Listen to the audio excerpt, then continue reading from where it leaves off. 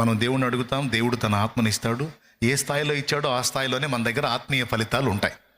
Okay, కొంతమంది ఏ రేంజ్కి వెళ్ళిపోతారంటే వాళ్ళు 25% నుంచి 50%, 70%కి వెళ్ళిపోయి ఆత్మ వశులైపోయి ఇతరులను ప్రభావితం చేసి సేవకులు కూడా అవుతారు, సేవకురాళ్ళు కూడా అవుతారు. స్తోత్రం. అయితే ఇక్కడ గమనించాల్సింది ఏంటంటే, మనం ఇతరులను కూడా మండించడం మొదలుపెట్టి దేవుని పనిలోనికి ఎంటర్ అయిన తర్వాత మనం నింపుకున్న శక్తి తరుగుతూ ఉంటుంది. అది గుర్తించి మళ్ళా ఆ శక్తితో నింపబడాలి. ఇది మీకు అర్థమైతే ధన్యులే. పరిశుద్ధాత్మ అనుగ్రహించే శక్తి కొంచెముగా ఉన్న శక్తిని రెట్టింపు చేసుకునే విషయంలో మనం మెళకువ కలిగి ఉండాలి.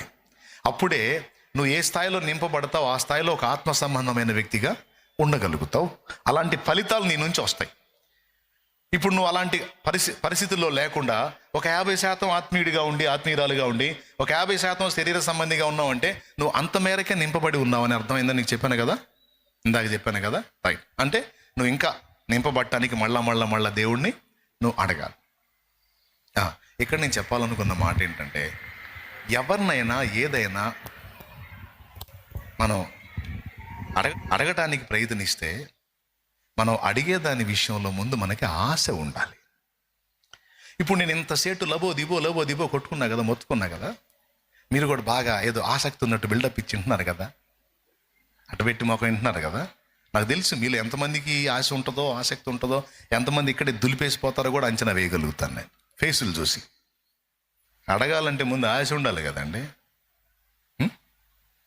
అది ఏదైనా ₹1,00,00,000 డబ్బులు వచ్చేవారు అనుకో, ప్రభా అయ్యా ఓయబ్బా ఏమి లేదు, రోజుకు 100 సార్లు మీరు దేవుడి దగ్గరికి వెళ్ళి ప్రార్థన చేయండి, నెల రోజులకి మీ ₹1,00,00,000 ఇస్తానని ఎవడన్నా చెప్పాడు అనుకో, ఇంటికి కూడా రారు, ప్రార్థన తోటలోనే ఉంటారు.